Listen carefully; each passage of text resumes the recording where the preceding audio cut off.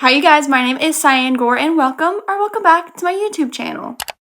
So I have been in a reading slump for what feels like a year now. I don't know if that's exactly correct, but I feel like ever since my birthday last year, reading hasn't felt the same. I'm gonna make myself get out of my reading slump. Will this work? I'm not sure, but I'm very hopeful. I'm actually home by myself because my husband had to travel for work, so I thought this would be the perfect time to try and do this. Today's Friday. I'm going to try and do this within the next 3 days. Hopefully this weekend something magical will happen and I can just get out of my reading slump. We will have to see. And I'm not going to wing it. I actually do have a thought out plan and I've already partially started it. Since I'm in this reading slump, I haven't been even consuming any book content. So for majority of today, I've been consuming BookTube videos like nothing. I have been watching it for a good while now. I've been catching up on all my favorite subscriptions and I feel like that has just really put me in the mood to read. So yeah, where was I going with this? Yeah, that was step one. Because I haven't been watching BookTube recently, I haven't been in the mood to read, but doing that has helped me kind of now get to the point where I'm excited. I want to be reading. So yeah. Anyways, I don't know if that will work for everyone, but if you haven't done that, try it. If you're watching this video, look at you. You're already ahead of the game. Next, what I'm going to do is I'm actually going to have 4 categories. The first is thriller/mystery, just because those are always fun, fast-paced, and they usually tend to help me get out of a slump pretty fast. Number 2 is... what's number 2? Oh, like a fun, smutty book. That's number 2. Number 3 is to read something that's part of a series. Preferably, obviously, a series that I'm enjoying. That way it'll be like exciting for me to read it. And like I already know what's going on in this world and everything. So it won't hopefully take a lot of brain power to kind of catch up. And then number 4 is to just read a book from an author that I know and love. Some of the authors that I love, they have put out some new releases, so I need to read them. And yeah, that's my game plan. That's all I have. I've already started the thriller/mystery. I've been reading it for about 2 or 3 days now. And it's actually Dear Debbie by Frida McFadden. I'm 87% of the way through. In this book, we are following Debbie. Debbie is a housewife. Her husband is an accountant. She also has a job working for this like advice column where people will write in letters to her and she gives them advice, hence the Dear Debbie. However, Debbie is actually very unhinged, but I kind of love her for it. Here's the thing, she takes revenge on people. Like, she's petty, okay? So anyone that wrongs her, even if it's just a little bit, she takes revenge on it. Well, as it turns out, her husband might be wronging her. So we're getting her story, we get her husband's POV, and then we also get a third POV, which happens to be like a friend of Betty's that she's met, but her friend might also be wronging her. So I'm just kind of intrigued to see where Betty's gonna go with this. I did see a lot of complaints about this book online saying that it wasn't like her typical work and that it's very unrealistic and it seemed more like a comedy than anything. And while some of the things that happen in here are laughable and very unrealistic, like there's no way Betty would get away with some of the things that she's done, I'm still enjoying it because it's just like chaotic and a mess, and some of the things I can't fault her for. Has someone ever wronged you and like you wanted to get revenge really, really bad, but you know, being a human tells you that it's not right? Yeah. At this point, since I am almost done with it, I can say that it's definitely not my favorite Frida book, but yeah, I'm just gonna leave you off there and we'll finish it up.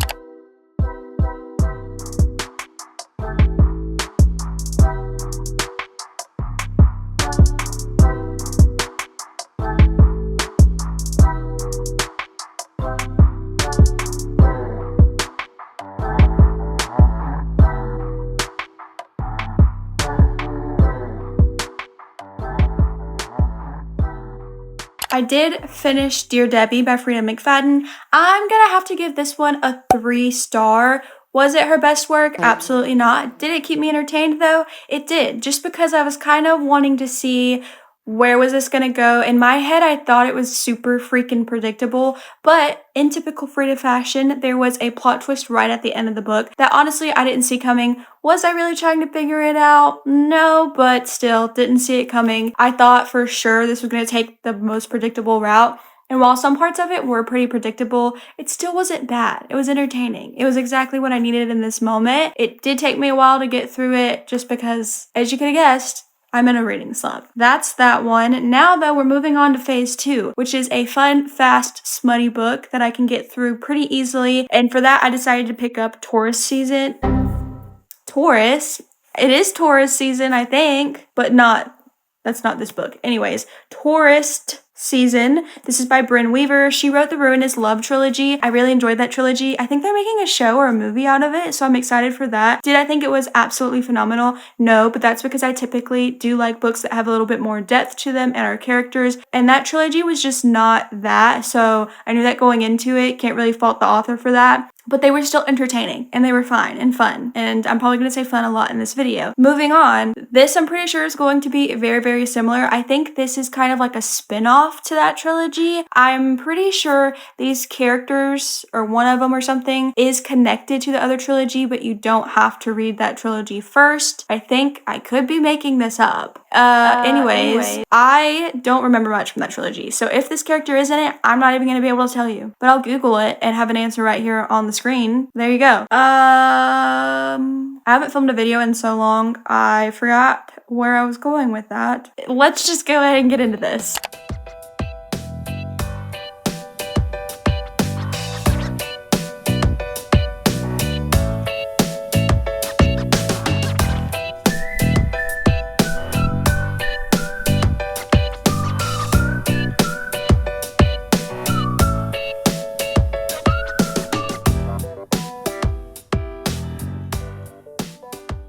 I have been listening and reading Tourist season. We actually went to the dog park today, spent like 2 hours there, and I listened to majority of this. So I have made it to page 236, and there's like 370 or something like that. 375, maybe a little bit less. 370, yeah. So I was right on the money there. But we just listened. She's playing with her squeakiest toy. Okay. As I was saying, we just listened because when you take your dogs to the dog park, you need to keep your eyes on them.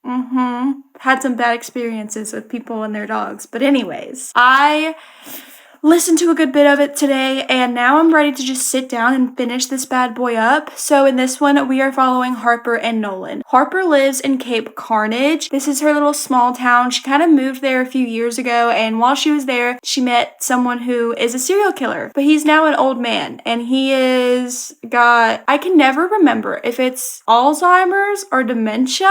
Anytime anyone has it, it's mentioned in a book or it's in a TV show, I can never remember which one it is, except for Grey's Anatomy, Meredith's mom. I digress though. He has one of those, right? He can't really remember much, so he's kind of a loose cannon. At any moment, he could really unveil himself, and the whole town knows that there is possibly a serial killer in their midst, or that there was one. It's like an old legend that everyone knows about. So there is this reporter slash investigator guy coming into town, and he's trying to figure out who the serial killer is. So Harper really wants to protect him. Oh, and you might be wondering, why does she get along with the serial killer so well? Well, it's because she herself is a serial killer, okay? So then here comes along Nolan. Nolan is also a serial killer. However, his kills are more so for revenge. And lo and behold, Harper is on that list of people that he is set to murder. They have their first encounter together, and he actually really likes her until he realizes, oh shit, this is the girl I'm literally here to murder. He tries to scare her in a sense, but she's not scared by it, so he kind of figures out along the way that she herself is also a serial killer. But then something happens and Harper's kind of blackmailing him with it, so now they're working together. It's one of those,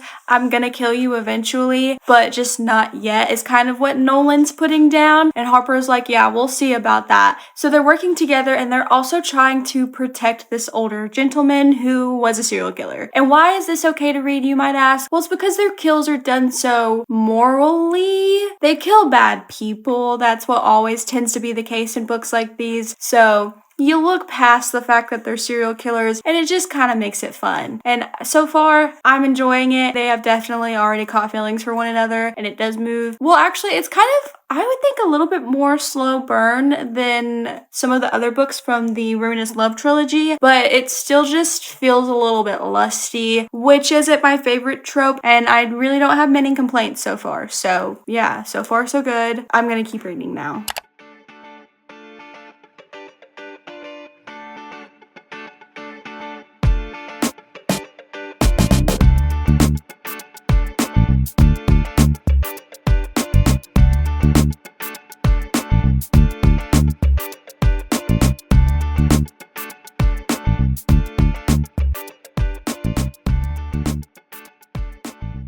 Okay, so it's been a while now and I have actually finished tourist season. The dust jacket's on the floor and I'm not moving because I currently have 3 sleeping puppies on me right now. But this book, I'm gonna say it's like a 3.5 for me. It was fun, it was quirky. There was a plot twist at the end that I didn't really see coming at all. There's a little bit of action in there. There's smut, there's gore. It's got all these fun elements, but because it's just so ridiculous and kind of cringy a little bit when it comes to the romance, it's again not going to be one of my favorite types of books to read, but it definitely was something that kept me entertained while I was reading it. But at the same time, it was quite predictable, so there was a lot of little moments where I kept putting it down and picking my phone up and stuff, so that's not really a great sign. So yeah, for me, 3.5, but it's just that this genre doesn't really blow anything out of the water for me. Next up though, I am going to be reading, what did I say was the third?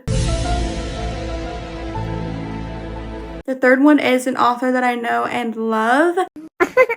That is not correct. The third is part of a series that I've already started. So I do plan on reading Wild Card by LZ Silver. This I think is the last in the Rose Hill Ranch series. I loved Chestnut Springs so much, and this series is also on that same note where it's got small town romances. It's all dual point of view. They're all kind of in a friend group. It's a cute series. I do think that I didn't like it as much as Chestnut Springs, but Chestnut Springs I read in the beginning of me starting to read, so maybe that's why my taste has just kind of changed over the years. But one thing that I do really like about it is that all of these books involve single dads, and that's like a really hot trope. I don't think I like it as much as I like Chestnut Springs. Did I already say that? I'm not sure. But anyways, it's the last book of the series, and it's another series that I can just check off because I'm in the middle of so many different series, and I love small town cowboy-ish romances. So yeah, we're just gonna go ahead and start this one, but not right now. I honestly feel like I could take a nap, and I don't want to move, so I'm just gonna kind of like chill out, maybe take a break, watch some TV, and wait for the triplets to naturally wake up eventually, and then I'll start reading again.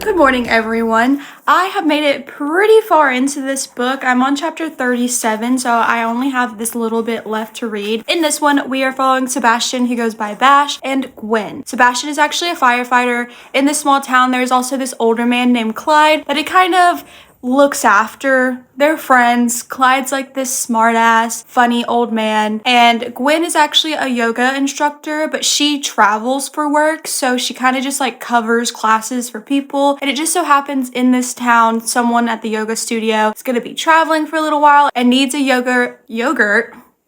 needs a yoga instructor to come in and take over her classes for her. So Gwen does come to Rose Hill to do that. However, her and Sebastian actually had a past. It was more of a one-night airport rendezvous. Nothing freaky happened, unfortunately, but they did just like spend time together whenever their flight got delayed, and they had a really big crush on one another. She gave him her phone number, he texted, turns out it was the wrong number, yada yada yada. But here's the kicker. After they parted ways, I was gonna say they're separate ways, but that's literally what parted ways means. Anyways, after they parted ways, she moves on with her life, and it turns out that she ends up dating Bash's son. How does Bash not know this after all this time? Well, it's because Bash, he actually had a son when he was really young and just found out about it because the mother of the child, her and her family, kept it a secret. And now her son is like 20 something and Bash is like, actually, I don't know the age difference. I just know there is one in here. So we've got age gap, ex-boyfriend's dad, small town, firefighter. It's a lot going on. It's done very well. I'm really enjoying it. I think this may be one of my favorites so far out of this series. But if I'm being completely honest, out of this series, I don't remember much about the other ones. I just know there was one of the books where there was like a wrestler and I couldn't stop picturing Rey Mysterio. So that wasn't very good.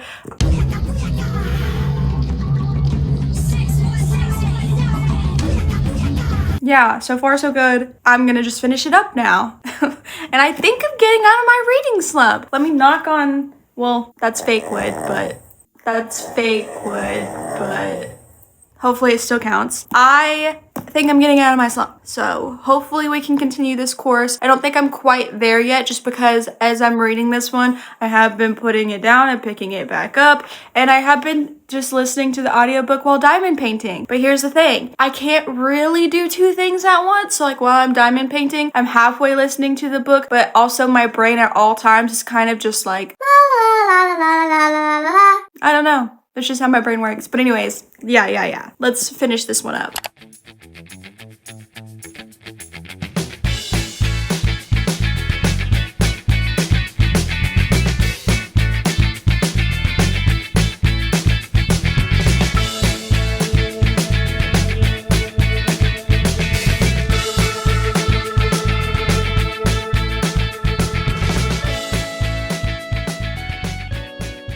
I did quickly finish up Wildcard, and I think for me this is gonna be like a 3.75. It was good. I liked it better than I think the rest of the series. I'm pretty sure this one's my favorite. I really like their connection. There is more of like an emotional side to it because it's his son's ex-girlfriend. He saw her first, but also like the fact that his son kind of grew up privileged. The girl that he got pregnant did come from a pretty wealthy family. And so the son always had this image of him abandoning him as a child, even though that's not the case at all. He literally didn't even know that his son existed. So there's like this whole thing of loyalty to his son, but at the same time, he doesn't really know his son that well, so can he stay that loyal? And also his son at times can be kind of a prick. So I also like that Clyde is included in this one, and you get to see not only Bash's connection with him, but Gwen grow this connection to him. He's like a grumpy old man who's not fond of many people, but he's very fond of these two and really roots for them to get together because he himself used to have a love story that was so beautiful and he just wanted to see it happen for these two as well. So I really like that aspect. And yeah, even though 3.75 to me, it is a high rating, but I know a lot of people might not think it is. It is, but at the same time, this book, I won't say it's anything too special, which I hate because I love Elsie Silver's writing, but I feel like 4 and 5 stars are those where I feel deeply emotionally connected to the characters and their story, and it's just like the most wholesome thing ever. And this isn't necessarily that for me, but it might be for you. I still liked it a lot though, so yeah. That's this one. Now though, we are on to the final step. I don't know if I'm gonna finish this book today because I did choose a thick one and it's literally, what time is it? Oh, 7:13 p.m. But I am gonna start it and I have the audiobook, so that will help me out a lot tomorrow. I am gonna continue this past 3 days. Hopefully only to 4. But anyways, our next category was to read an author that I know and love. So of course, I'm gonna go with V.E. Schwab and I'm gonna read Bury Our Bones in the Midnight Soil. I'm going to this completely blind. I know nothing about it, just that I love V.E. Schwab and most of her stories are very people driven. So I am expecting that. When you're in a slump, is it the best idea to read a people driven book? Nonetheless, one that is super thick. I'm questioning all my decisions, but you know what? We'll find the answer to that question very shortly, so let's just get into it.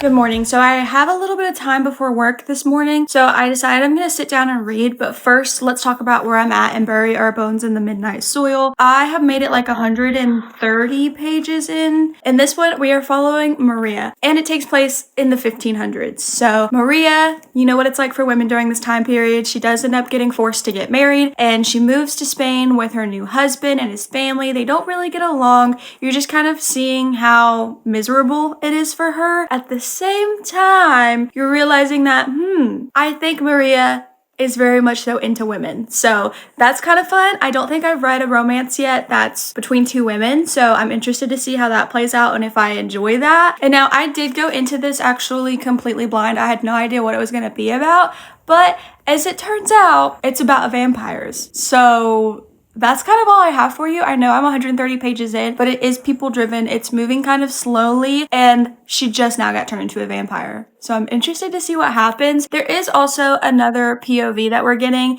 and it is a girl named Alice, and it is 2019. So you are jumping between timelines. So Alice 2019, she's in college in Boston, and she ends up having like a hookup with a girl and gets turned into a vampire. So it's kind of alluding to the fact that Maria, she's a vampire, this is her past, and then maybe she's the one that turned Alice into a vampire, maybe not. I don't know yet, but we will see. I am interested to see how this plays out. I love the different timelines. I like seeing the journey of Maria before she was a vampire because it feels very reminiscent of, if you watch the Vampire Diaries, how they go back and forth between the current timeline as well as the past, so that you get to see what happened to the characters before they were turned, when they were turned, all these like little journeys that they've made through their hundreds and thousands of years of life. So that's what it feels like, and I'm really excited to read it. But like I said, keep in mind if you go into this that it does move at a slower pace because it is very people driven, even though you have this fun vampire plot. But yeah, that's like all that I have. All I know is that Maria was married, is a lesbian, and now she's a vampire. And Alice is a college student who's a vampire. So yeah, but anyways, I'm gonna try to read some more. I do have to go to work today because it's Monday, so this did take a little bit longer than I was hoping, but still, let's hope I can finish it.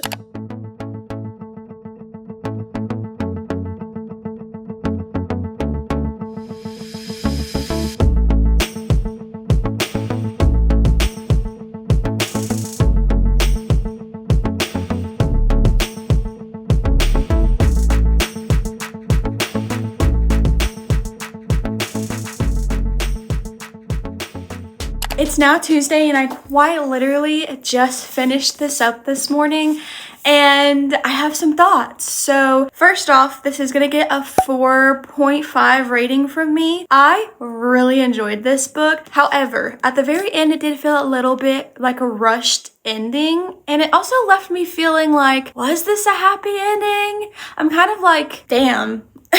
That's how I can explain it the best. It's just like, okay, well, it is what it is. But I think it is a beautiful story. In here, you do get some other POVs, but I'm not going to mention it because I feel like it kind of spoils it.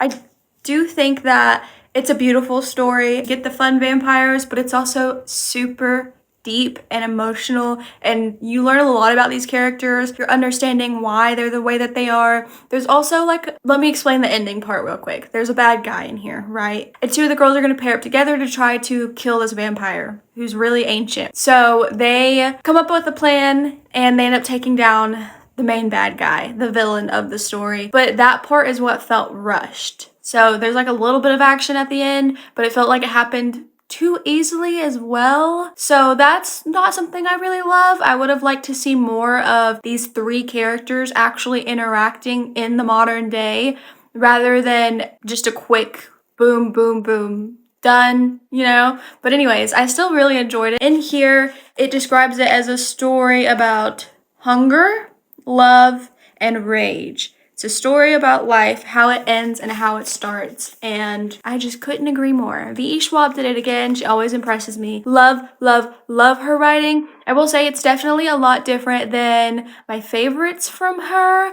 like Vicious and Vengeful. It wasn't like that at all. I mean, obviously the writing style is, but the story didn't feel as amazing as that little duology. Now she's writing another book, so trilogy series. Anyways, it doesn't feel as amazing as that was, but I still really enjoyed it. So I highly recommend. And on that note, that's the end of this video. And I can proudly say, again, maybe I should knock on my fake wood, but I feel like I'm getting out of my reading slump. And I'm so freaking happy about this. The only issue though is that now I'm looking at my bookshelf and I'm like, I think I need a new book because none of these are just speaking to me at the moment, but that's another issue for another day. So if you're in a reading slump, I hope that you can get out of it. It's tough out there, man. But that's it for me. Thank you guys for hanging out with me today. I hope you have a great rest of your week, and I will see you in the next video. Bye!